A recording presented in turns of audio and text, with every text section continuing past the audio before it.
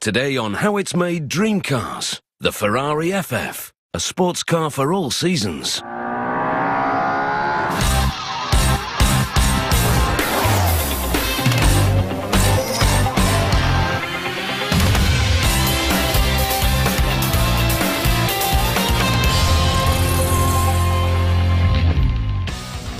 Located in the countryside of Maranello, Italy, the Ferrari headquarters is a state-of-the-art industrial city. The setting, scale and facilities are as compelling for visitors as they are for the more than 3,000 employees who work here. The welfare of the company's staff is the top priority. Its employees come first, but the amazing cars they build are a very close second. Since 1947, Ferrari has been world famous for its sports cars and has achieved over 5,000 victories on racetracks around the world. Their iconic logo was originally used by Italian First World War pilot Francesco Baracca. Baracca had the prancing horse painted on his aircraft, and it was his family who gave it to Enzo Ferrari as a gift. The classic red paint colour was simply the colour assigned to Italian Grand Prix cars in the early part of the 20th century. In the last 20 years, Ferrari began to launch more new models while retaining its core racing values. The company is now producing its first four-seat, four-wheel drive sports car, the FF. The FF has larger cabin and luggage space, as well as a patented four-wheel drive system which weighs 50% less than a traditional version.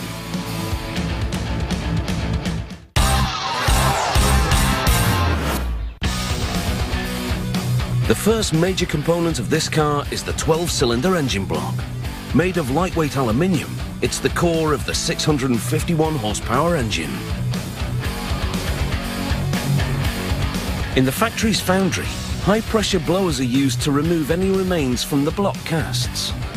These are then used to create the molds of every aluminium engine cylinder block. A combination of chemicals and sand is pressed in a gravity-powered mold. This mold will produce the casts of the internal intake and exhaust pipes of the cylinder block head. The technology guarantees the best mechanical performance of the individual pieces, and it's also used in developing engines or prototypes for Formula One racing cars.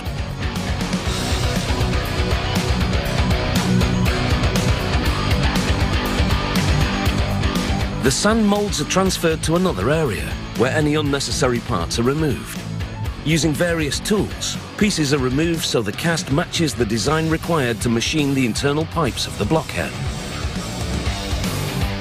The sand molds will also undergo a regeneration process, where the sand will be reused to create future molds.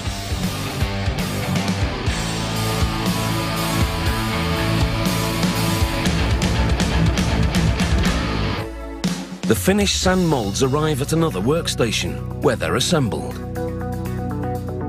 The bottom components are placed, and then a lifting device is used to lower the larger and heavier top section, completing the cylinder block mold. Once all the molds are aligned, a robot then takes them to another workstation, where the molds are cured in a high-temperature kiln called a waiting oven. Molten metal will flow into all the spaces within the sand mold.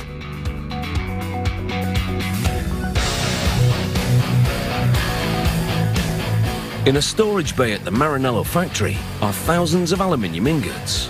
These will eventually become the engine cylinder blocks.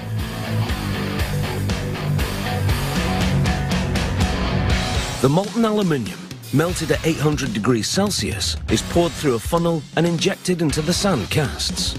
These will soon become one of the most integral parts of the engine. The waiting oven's 750-degree temperature is consistent to prevent any defects or air bubbles within the block.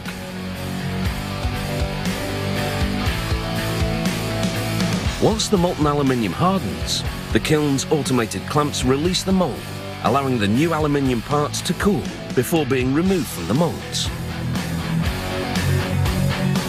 An automated lift removes the finished casts from the heated station. The aluminium pieces are then removed from the sand mold, which is discarded.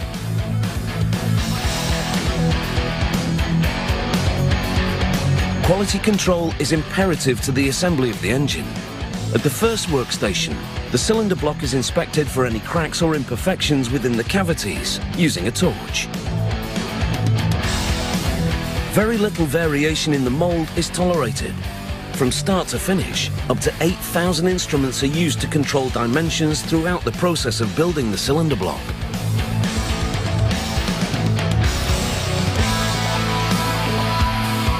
The engine cylinder block undergoes a secondary inspection in a radiation-shielded cabinet of a radioscopic inspection system.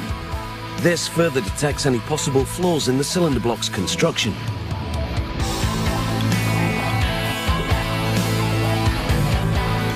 After passing the X-ray inspection, the cylinder block is mounted onto a cradle, which then travels into a small cabinet for refinement. This device removes any additional and unwanted materials within the block center, using high-pressure water and sand.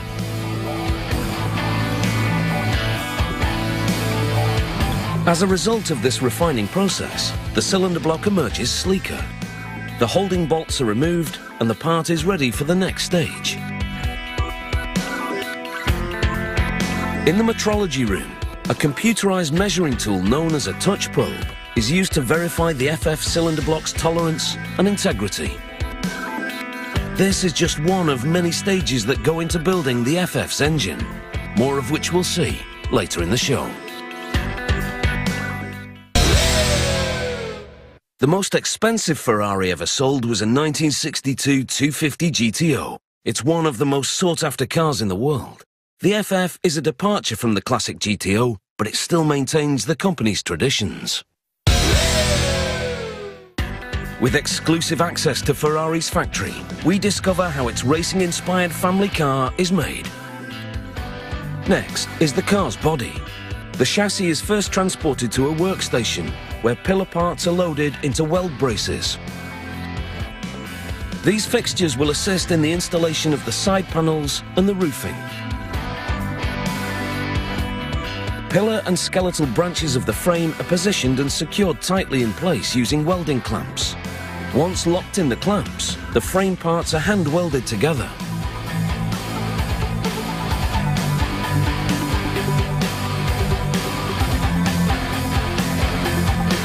The company chooses not to use weld robots when making their chassis, and boasts of having some of the best welders in the world.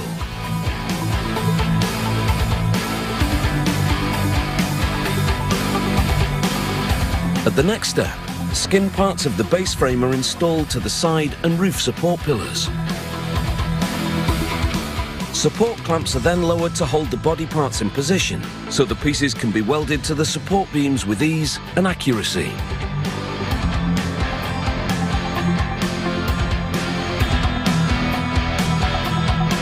Once again, the welding is done by hand. Once the welding is complete and has cooled, the remaining residue needs to be removed to create an invisible joint. First, a grinder is used.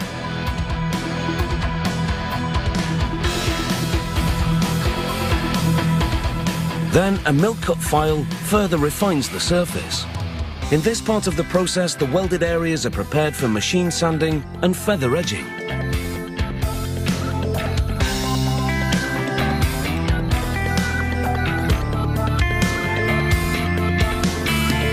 Next, a high-powered sander is used to polish the welded area, creating a perfectly smooth join and making the weld invisible.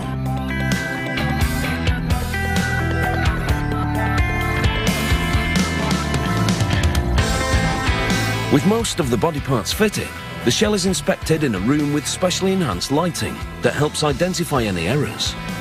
Areas which require more finessing are marked before entering the plant's paint shop. The paint shop is one large section with 3 staggered rooms for different operations. The painting process takes roughly 2.5 days. First, the car enters a room for electrocoating, the primary corrosion protection layer. In a tunnel, the car's body is immersed into 11 liquid tanks. It's a completely automated process. After the electrocoating process, A cleaning agent is used to clean, degrease and remove any residue on the body's surface, preparing it for the next painting stage. Any dirt or impurities would ruin the painting process.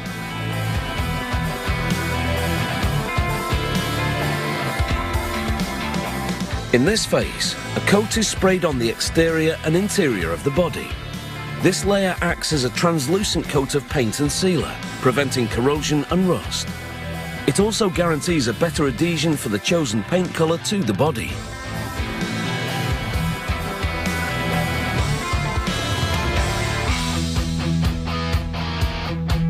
Two robots continue the process, coating the entire body with a clear coat of the desired colour. Each robotic arm sprays the entire frame for maximum uniformity. Clear coating is the most important part of the painting process because it's this layer of paint that's designed to resist everyday wear and tear from the environment. The clear coat combined with the electrocoat forms the body's top coat, which gives the car's shell its overall appearance.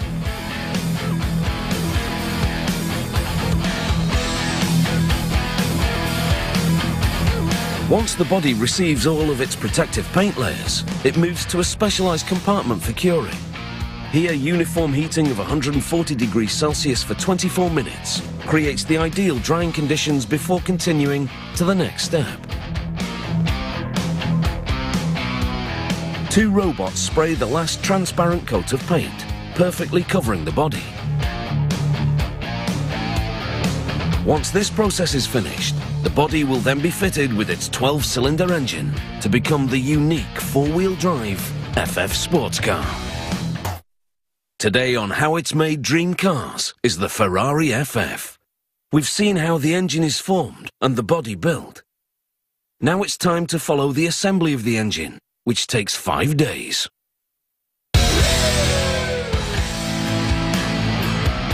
The company's mechanical workshop is comprised of 15 areas, containing workstations with machine tools, offices, and 2 green areas. In this room, 2 assembly robots, affectionately nicknamed Romeo and Juliet, install valve set inserts into the cylinder head. It's an operation known as the thermal interface process and can't be done by hand. One robot passes the ring to the other, which places it into liquid nitrogen at -196 degrees Celsius. The valve sets cool and shrink. They're then inserted into the head. When the valves warm back up to room temperature, they increase in size by 0.12 to 0.15 square millimeters and then clasp tightly into place. This area is known as the 12-cylinder assembly line and is comprised of 5 sections. In the first, the cylinder sleeves are installed into the engine block. A special tool is used that holds and releases each sleeve into the cylinder. These are tapped into place. This is repeated until all 12 liners are installed. The liners serve as the inner wall of the cylinder, forming a sliding surface for the piston rings while retaining the lubricant within.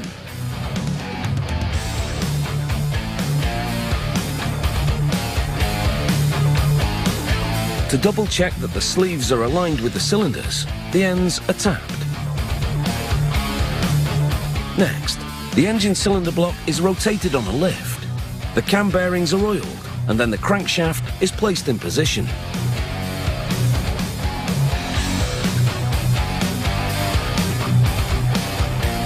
Once the crankshaft is in place, clamps are installed to keep the rotating part in position. Then the entire cylinder block is rotated in preparation for the installation of the engine's pistons. The pistons are made using the same research and development for Ferrari's Formula One racing cars. Each of the 12 pistons is installed by hand. A cylindrical guide is used to guarantee they're inserted correctly. Once finished, this 12-cylinder engine will allow the car to reach a top speed of 335 kilometers an hour.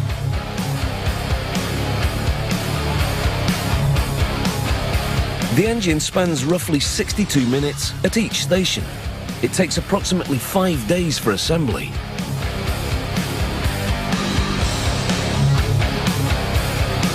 Almost complete, the engine now requires the electrical wiring and mechanical tubing which are connected to their specific outlets.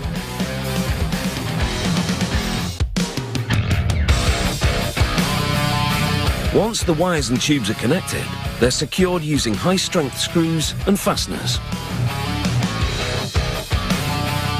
The velocity stack is part of the engine's air intake system, which allows for a smooth and even flow of air at high speeds. The stack is positioned and bolted at each side using an air impact wrench. This car's engine delivers a specific tone because the intake noise is channeled into the cabin, making an unmistakable sound without being loud. Using a motorized assembly shuttle, the engine is moved a couple of meters to where the velocity stack receives its covers, finishing the assembly of the V12 engine.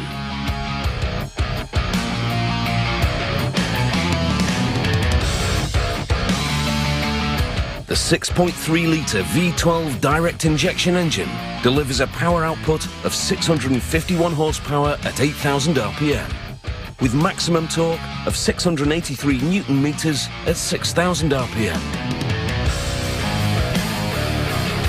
This engine is solely made for the FF model. After the assembly, the engine undergoes a series of driving and emission tests. Within Ferrari's assembly line building, the overhead transport carousel has been ergonomically designed so that it can be programmed to rotate. This allows the FF body shells to be maneuvered into any position. This section of the assembly line is where mobile parts such as doors and boot lids are installed, as well as interior parts. Operation and quality control tests are completed before the body moves to the next line. Prepared and waiting, the FF body shell hangs in the overhead carousel before the next assembly phase. The dashboard may seem unfamiliar as it's put together, but this is the necessary method of installing its switches and dials. 75% of all interior cabin work is done by hand. The car's chassis has been designed for better cabin comfort and space. Predominantly using a space frame design and made from aluminium, the result is that the car's chassis is much lighter than any other road car in the company's history and has greater torsional rigidity. The interiors are personalised with option accents like carbon fibre or materials with aluminium or titanium effect. With the assistance of a lifting device, the dashboard is installed. The console parts are checked to make sure they fit securely. Once the dashboard has been mounted, the steering wheel equipped with the main controls will be added.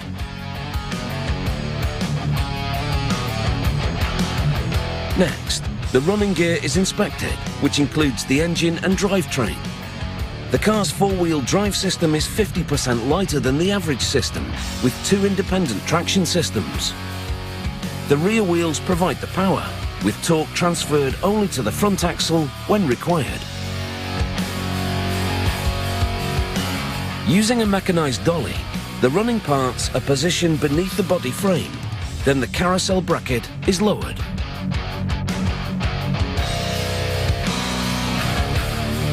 The running gear, consisting of the suspension, steering and four-wheel drive powertrain, is positioned into place in the FF's body shell. Then the two parts are secured together using power tools.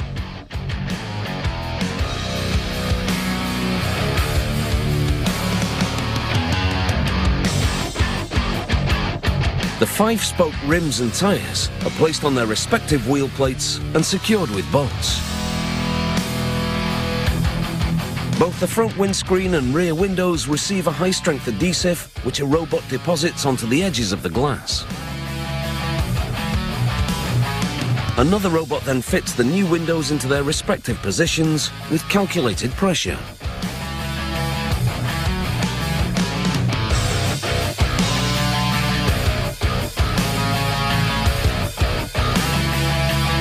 After 1 month of assembly, petrol is finally put into the tank.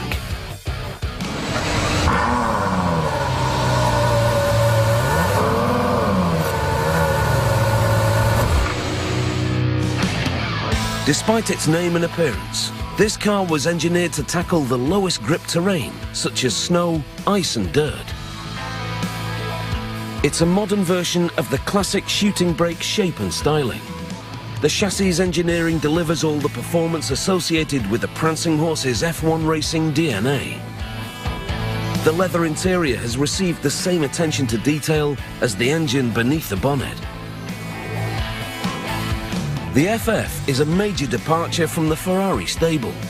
It's their first model which has four-wheel drive, and along with its V12 engine, is designed to handle any environment. Accelerating from 0 to 100 kilometers in just 3.7 seconds makes this car one of the quickest four-seaters produced. It's a new take on those sporty Grand Tourers, but the FF will always be a car different from any that Ferrari have ever made.